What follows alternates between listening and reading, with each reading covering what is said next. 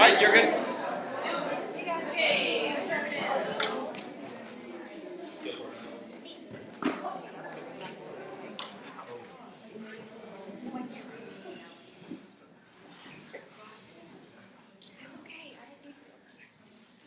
Okay.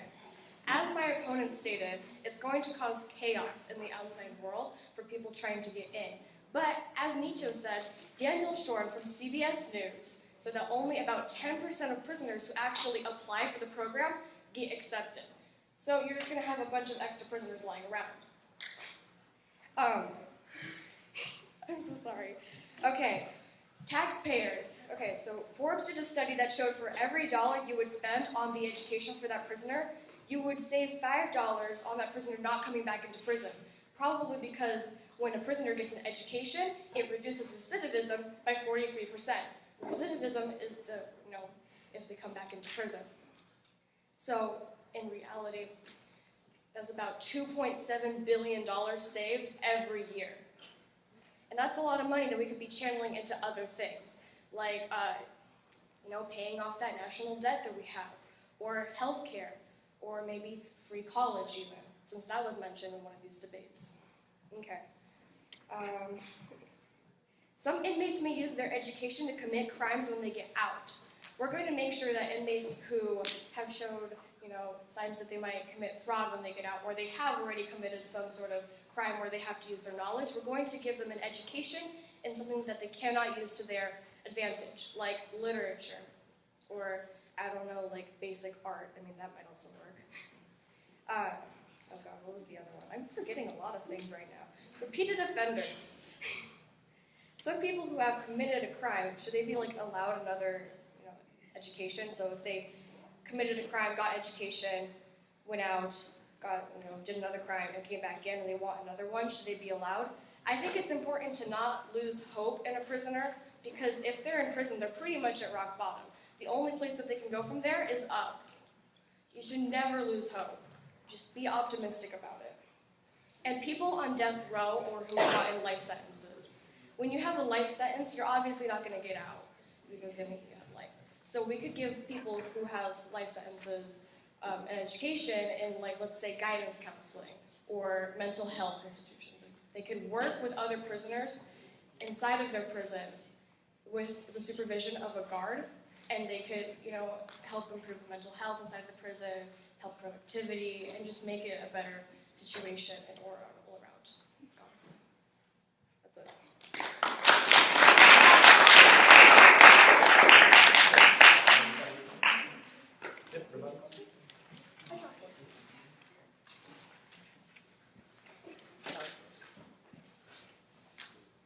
My opponent says that they get their lives back, but we disagree. They won't, because they already ruined their lives by going to prison. Therefore, we shouldn't waste money to get prisoners education when they will probably end up back in prison. My opponent also says without education, they will commit another crime, but we disagree. It's kind of like they're throwing a fit because they're not getting education, so they're just going to get out and go commit another crime if they don't go to school. Therefore, we shouldn't be paying for we shouldn't be paying for prisoners to go to college.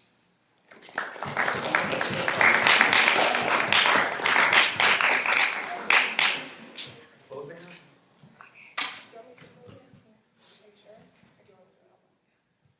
Okay.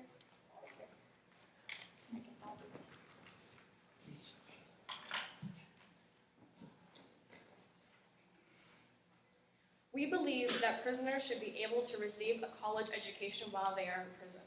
Our first main argument was that education is a human right and should be allowed for all, and that the education they would receive would be used as a rehabilitation method. Okay.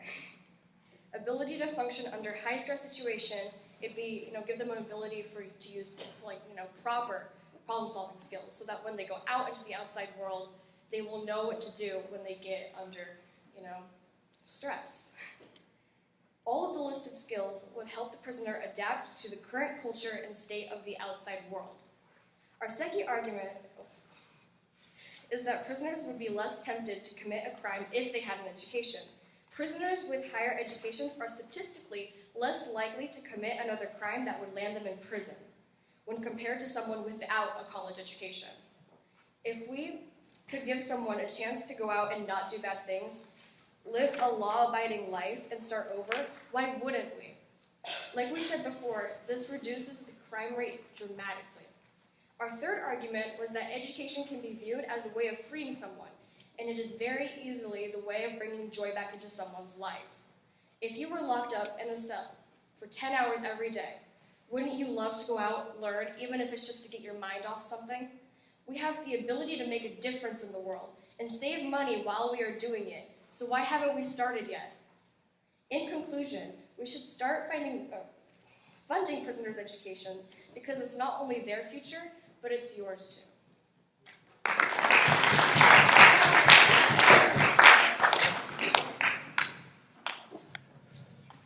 We've already brought up that it is unfair for prisoners to be going back to college, and they made the choice to put themselves there, and it would raise taxes on us for just people who are maybe going to be murdering the rest of our friends and family. But we'd also like to bring up that you can't teach an old dog new tricks. We all know that saying, and it's like pretty lesson stuff, but why are we trying to teach the people that have been murdering people or have put themselves in jail because of their own things that they've done that they can have a future, even though they screwed their own up? Based on my research, the amount of inmates going back into jail after they've been the first time is 40%. That's 2 out of 5 of prisoners that are going back to jail because of the choices that they made after their first time that they went to jail. So even though we would be teaching them something, how much are we really going to be teaching them?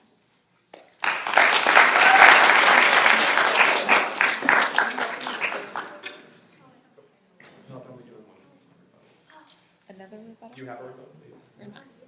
You can go if you want. Yeah. All right, Mia's got one more. Whatever you're confident in. Okay. Yes. Okay. My opponent says that it's a right for prisoners to go to college, but we disagree. It's a privilege, and we shouldn't be giving these criminals privileges, because maybe they have killed someone. Maybe they've even killed someone you know, or one of your loved ones. So why should we be giving them the satisfaction of a college education when they have killed someone or committed a crime? My opponent also says that 10% of the inmates get accepted. So why are we going to be paying and wasting money if only 10% of them are going to be even getting accepted into the program?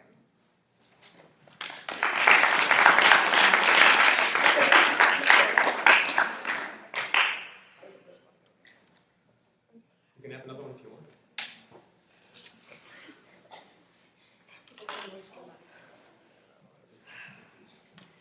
Okay. As my teammate Nicole mentioned, there was one girl whose name was anonymous, by the way. No, not really, I'm kidding. She was 15 when she was sent to prison because she came home from school and her dad was dealing drugs in the living room. She had no idea her dad was doing this. She got arrested along with her father and she was sentenced to life. Do you really think that this woman who had nothing to do with drugs should be sentenced to prison and not allowed an education? This is one of the examples of the many prisoners in our whole country that have this sort of horrible situation going on. If we say that they can't get an education, isn't that kind of, I don't know, rude, demoralizing, dehumanizing even? And, you say that inmates might take the education too lightly. They will just go out, commit another crime, do things with that education. They won't take it seriously. But the inmates who do get the education will be under a 3 strikes you're out while they are in prison, while they are getting that education. So if they show disinterest in the course, if they start having behavioral issues, if they punch someone in the cafeteria or something, that's going to be a strike. After 3 strikes, they're out of the program, and that education that they're going to be receiving is given to someone else.